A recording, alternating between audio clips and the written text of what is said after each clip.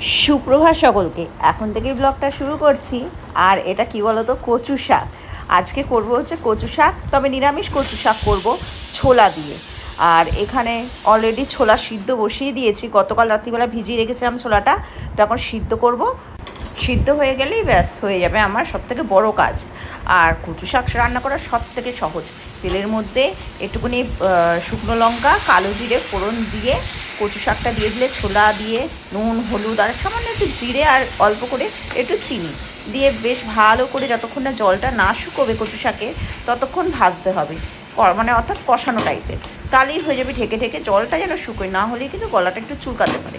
এবার কিছু কিছু কচু শাক একদমই চুলকায় না, কিন্তু এই কচু শাকটা একটু চুলকাবে, কারণ আমি যখন ধুচ্ছিলাম তখন আমার হাতটা একটু চুলকাচ্ছিল। আর অবশ্যই একটু ঝাল বেশি করে দিতে হবে, ঝাল দিলে না এই গলা চুলকানি ভাবটা মরে যায়। যাই হোক, তো আমার মোটামুটি প্রায় হওয়ার মুখে, তো ঢাকা দিয়ে দিলাম, এক্ষুনি হয়ে যাবে। এই যে আমার কচু শাক রেডি। তো এখন বাজে হচ্ছে বেলা 11টা। তো কৌশিকের সঙ্গে একটু বেরিয়েছিলাম দোকানে। আর এখানে আমাদের স্টেশন চত্বরে একটা দই লস্যি ম্যাঙ্গো জুসের কাউন্টার মতো হয়েছে, ছোট্ট একটা দোকান, খুব সাধারণ, কিন্তু এখানে অনেক রকম পাওয়া যায়। অনেক রকম বেলের শরবত থেকে আরম্ভ করে সব রকম। তো এখান থেকে আমি একটু লস্যি খাবো, যায় না কেমন 30 টাকা থেকে স্টার্টিং, অর্থাৎ ভার হিসাবে এখানকার লস্যির দামটা। তো যে যেমন সাইজ নেবে সেরকম ধরনের দামটা। তো আমি 30 টাকাটাই খাচ্ছি, কারণ প্রথম তো দেখি কেমন খেতে, তারপরে না হয় বড় সাইজটা খাওয়া যাবে। যাই হোক, তো আমার জন্য তৈরি করছে। তো এখানে অনেক কিছুই দেখছি, মানে দিচ্ছে দেখছি, বেশ ভালো। আর ভালো ভিড়ও হচ্ছে এখানে। তো দেখা যাক, তৈরি তো করছে, খাওয়ার পর বলছে কেমন খেতে। এই যে ভারী ভারী, এটা হচ্ছে 30 টাকার ভার, আর এর থেকে বড় ভারটা হচ্ছে 50 টাকা। তো লস্যি রেডি, এই যে ঢালছে। আমি একটাই নিচ্ছি, কৌশিক খাবে না, কৌশিক অত পছন্দ করে না লস্যি। তা আরও কাস্টমার আছে ওই কারণের জন্য। তো বেশ ভালো ঘনত্ব রয়েছে। তো দাদা বলছিলেন যে উনি বাড়িতেই দই পাতেন, পেতে আর কি করেন। আর এখানে বেশ মানে ড্রাই ফ্রুটস দিচ্ছে অনেকটা পরিমাণ, কিশমিশ। তারপর আর একটা জিনিস হচ্ছে, বলছিল খোয়া ক্ষীর দেবে। তাই বলছিলাম হ্যাঁ দিন, অসুবিধা নেই, দেখি। খোয়া ক্ষীর দিয়েও যে লস্যি হয় সেটা জানতাম না, তো আজকে ফার্স্ট টাইম খাওয়া খোয়া ক্ষীর দিয়ে লস্যি। তো খাওয়ার পর দেখছি কেমন খেতে। তো অনেকটা পরিমাণে দিচ্ছে।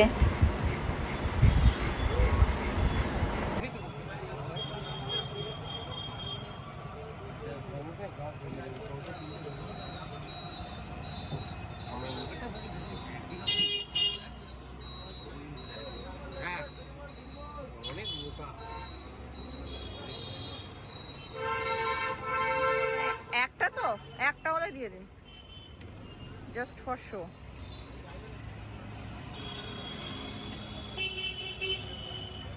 এই যে লস্যি রেডি, এবার আমি খাবো।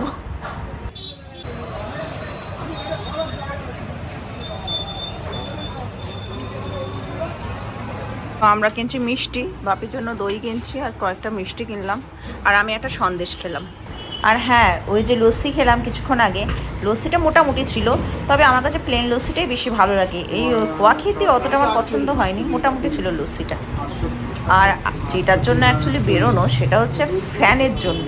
আমরা ফ্যান রিপেয়ার করতে দিয়েছিলাম, এই যে এই ফ্যানটা হয়ে গেছে, তো এইটার জন্যই অ্যাকচুয়ালি বেরোনো। তো যাই হোক, এবার মিষ্টি কেনা হয়েছে, এবার বাড়ি যাবো। এই যে আমরা বাড়ি চলে এসেছি। দুই মূর্তিমান, না না সানা খুললো তো, চল। তুই আমার জামা কাপড় পরে দেখো ঘুরে বেড়াচ্ছে, দেখো আমার প্যান্ট পরেছে আবার চুড়িদারের, আর পারা যাচ্ছে না এখানে। সাইডে লুকিয়েছিলি কেন? আজকে রুটিটাকে বানিয়েছে। এই যে কি সুন্দর শেপ, এরকম শেপের রুটি পৃথিবীতে আছে? এই দেখো, পুরো স্কোয়ার শেপ বানিয়েছে মিস্টার কৌশিক ওনার মেয়ের জন্য, একটা ছোট একটা বড়। আমার একটু আসতে দেরি হয়েছে, ওই জন্য আমার জন্য আর ওয়েট করেনি, বানিয়ে দিয়েছে, যেহেতু সানার খিদে পেয়েছে প্রচুর। বাহ বাহ, একটু পেঁয়াজ দাও তো আমাকে মা। দিচ্ছি কেটে। আজকে আমরা খাচ্ছি হচ্ছে মাংস, ও খাবে রুটি, ও তো ভাত খায় না, আমরা ভাত দিয়ে মাংস দিয়ে খাবো, এটাই আজকে আমাদের দুপুরবেলাকার খাবার। ঠিক আছে। কি রান্না করছো? মাছের ঝোল করছে একটুখানি, তো ছাতু ধরার জন্য। তো আর ভাত করবো, আর একটু তাড়াতাড়ি করে রাখছি। আচ্ছা, আর রুটি হয়ে গেছে রাত্রিবেলার জন্য, আর মাংস তো আছে, ওই দিয়ে আমরা খাবো। ঠিক আছে। তো এখন বাজে হচ্ছে 7:45, আর আমরা তিনজনে মিলে বেরোচ্ছি একটু কাছ পিটেই যাবো, একটুখানি হাওয়া খেয়ে চলে আসবো বাড়িতে। দেখ অনেকদিন বেরোনো হয় না। হ্যাঁ, সাংঘাতিক গরম, সাংঘাতিক।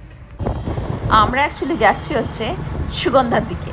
তো এই দিকে তো সবসময় ঘুরি, তো ওই দিকটা একদমই যাওয়া হয় না। তো ওই কৌশিক বলে চলো আজকে ওই দিক থেকে ঘুরিয়ে নিয়ে আসে। চলো, ওই দিকটা বেশ শান্তশিষ্ট আর গাছপালা ভর্তি, ঠান্ডা ঠান্ডা ভাব। তো একটা রোলের দোকানে দাঁড়িয়েছি, একটা রোল খাবো। রোল তো আমার খুবই ফেভারেট। আর পকোড়া নেবে সানা, এই খাবো।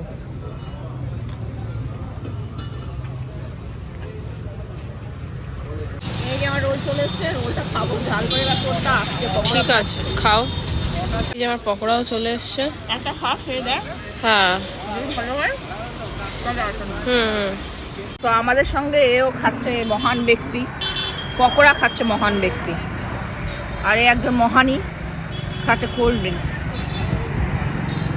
আর আমাদের এখানে বিদ্যুৎ চমকাচ্ছে, জানি না বৃষ্টি হবে কিনা। কি আরাম! কেন, পকোড়া খাওয়ার সাথে কিসের আরাম? মুখে যাচ্ছে, গলা দিয়ে নামছে, মন ভরছে, আরাম লাগবে না? ও, জানতাম না খাবার খেয়েও যে আরাম হয়।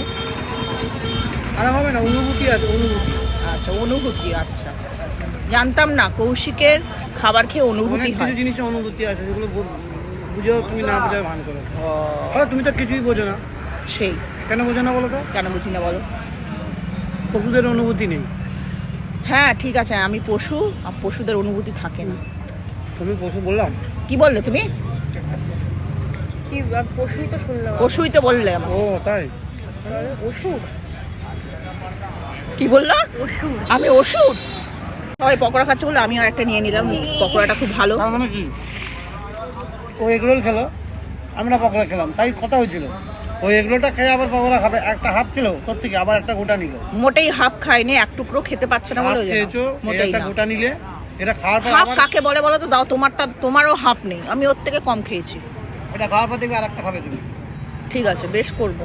সেই। পশুরা বেশি খায়, পশুরা বেশি খায়। ঠিক পশু আছে, বলিনি তো আমি। ঠিক আছে, ঠিক কি আছে। বলেছি, কি বলেছি? ও তো কি অসুর না কি সব বললে। ঠিক আছে, ও বেশি খায় অসুররা। তো এবার আমরা বাড়ির দিকে রওনা দিচ্ছি। তো কৌশিক বলছিল চলো দিল্লি রোডের ওই দিক দিয়ে যাই, গিয়ে তরকা রুটি নিয়ে আসি শিবম থেকে। আমি বললাম তুমি খেপেছো? বাইক নিয়ে কেউ যায় তরকা রুটি কিনতে? গাড়ি থাকলে না ঠিক আছে, অতটা দূর আর কিছু হবে না, চলো না। এর আগেও তো গেছি অনেক। বললাম দরকার নেই, বৃষ্টি আসছে। তো ওই জন্য আমরা তাড়াতাড়ি করে বাড়ি চলে যাচ্ছি, প্রচণ্ড বিদ্যুৎ চমকাচ্ছে। তো আজকে আবার এনেছে হচ্ছে বিরিয়ানি, আর এনেছে আজকে বাপি বিরিয়ানি। হ্যাঁ, তো মানে এত কিছু খাওয়ার পর আবার বিরিয়ানি। সেদিনকে যেই দোকানটা থেকে এনেছিলাম সেই দোকানটা থেকেই নিয়ে এসছে। ভালো বিরিয়ানিটা ওই দোকানটার। এই যে ডিম দিয়ে, আজকে ডিম নিয়ে এসছে। বাপি জিগের ফোন করেছিল, তো আমি বললাম যে তুমি ডিমের কথা বলবে। তো চলে এসছি নিচে, আর এই একজন এখানে শুয়েছিল, আমাকে দেখে উঠে পড়লো। কিরে এদিকে আয়, যা শুয়ে পড়। গরমে আর পারা যাচ্ছে না। যাই হোক, আজকের মতো ব্লগটা আমরা এখানেই শেষ করে দিচ্ছি। আজকে রনি ব্লগ শেষ করছে। তো কালকে দেখা হচ্ছে। রনি বলে দাও একটা নতুন ব্লগ নিয়ে। তো সকলে ভালো থেকো, সুস্থ থেকো। রনি বলে দাও, বলে দাও গুড নাইট। ও রনি, একটু বলো গুড নাইট বলে দাও, গুড নাইট বলে দাও। কি কি কি কি